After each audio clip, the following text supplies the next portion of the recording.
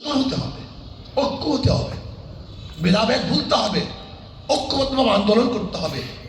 যেহেতু আমরা দেখেছি শেখ সাহেবের আত্মজীবনীর মধ্যে তিনি লিখেছেন যে তার মূল পরিচয় কি ছিল, কিসের জন্য এদের স্বাধীন হয়েছিল, কি কারণে স্বাধীন হয়েছিল। নাস্তিক বানাবার জন্য এদের স্বাধীন হয়নি, এদেশের ভূখণ্ডকে নষ্ট করার জন্য, তুলে দেওয়ার জন্য এদের স্বাধীন হয়নি, ভারতের সাথে এক করার জন্য এপার বাংলা ওপার বাংলা এক হও এই স্লোগানের জন্য স্বাধীন করা হয়নি।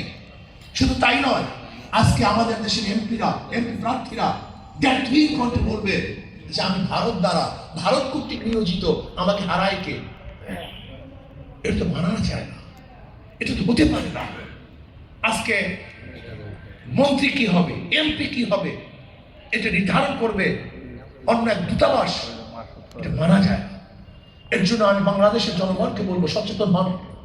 শুধু স্বার্থের জন্য, সামান্য স্বার্থের জন্য আমি মুসলিম বন্ধুদেরকে বলবো, আওয়ামী লীগের মধ্যে হাজারো মুসলিম আছেন, সব নাস্তিক নয়, সব ভারতের পাঁচটা গোলাম নয়। আওয়ামী লীগের মধ্যে হাজারো মুসলমান আছে, দেশপ্রেমিক আছে। আমি তাদেরকে বলবো, সামান্য স্বার্থের জন্য এই দেশের ভূখণ্ডকে ধ্বংস করবেন না, আপনার ইতিহাস ঐতিহ্যকে ধ্বংস করবেন না, ইসলামী সংস্কৃতিকে ধ্বংস করবেন না। আসুন, যারা দেশকে ভালোবাসি, ইসলামকে ভালোবাসি, মুসলমানকে ভালোবাসি, দেশের মানবতাকে ভালোবাসি, তার ঐক্যবদ্ধ ভাবে এই সংস্কৃতির বিরুদ্ধে একটা আন্দোলন সংগ্রাম করতেই হবে ইনশাআল্লাহ।